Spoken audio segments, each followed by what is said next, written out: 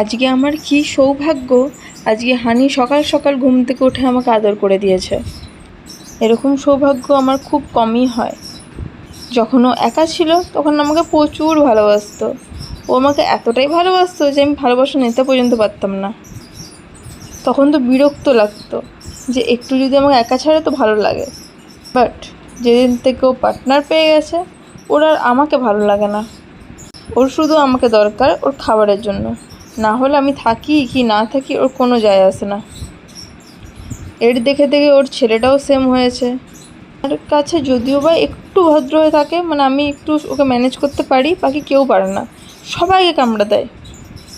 আমার মাকে শুধু কামড়ায় না, কামড়ে রক্ত পর্যন্ত বার করে দেয়। তারপর সকালবেলা ব্লিঙ্কিট থেকে কিছু অর্ডার এসেছিলো, ওই ঘরের কিছু জিনিসপত্র। আর আমার ভাই বলছিল ওই দই খাবে, তো ওর জন্য দইও অর্ডার করেছিলাম। এবার ভাই খাবে আর মা খাবে না, সেটা কি হতে পারে? তারপর রেডি হয়ে অফিসের জন্য বেরিয়ে গেছিলাম। দুপুরে লাঞ্চের পর এভাবে আমি দুটো চেয়ার নিয়ে শুয়ে পড়ি। এভাবে আমি একাই ঘুমাই, কারণ কেউই আর এত ফিট হয় না। আমার মতো ফিগার তো আর কারণ নেই যে দুটো চেয়ারের মাঝখানে সবাই ফিট হয়ে যাবে।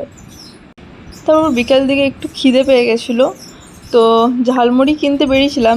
তারপর হঠাৎ করে একটু চা খেতে ইচ্ছে করছিল, তাই আমরা একটু চা কিনেও খেয়ে নিয়েছিলাম। এই দুটো কাপের কারণ হচ্ছে আমার হাতে প্রচুর গরম লাগে, আমি এরকম গরম কাপ ধরতেই পারি না।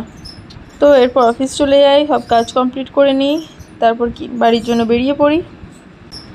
অন্যদিন বাস স্ট্যান্ডে নামি, তার বাবা স্কুটি করে আসে আমাকে বাড়ি ছেড়ে দেয়, বাট আজকে বাবা আসেনি। বাড়ি ঢুকেই দেখি একটা ফোন আসে, পার্সেল এসছে, তো পার্সেলটা নিয়ে নিই আমি।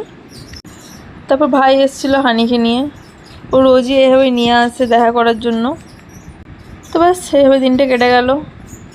খুব বোরিং যাচ্ছে দিনগুলো, ভালো লাগছে না আমার কিছু। দূর।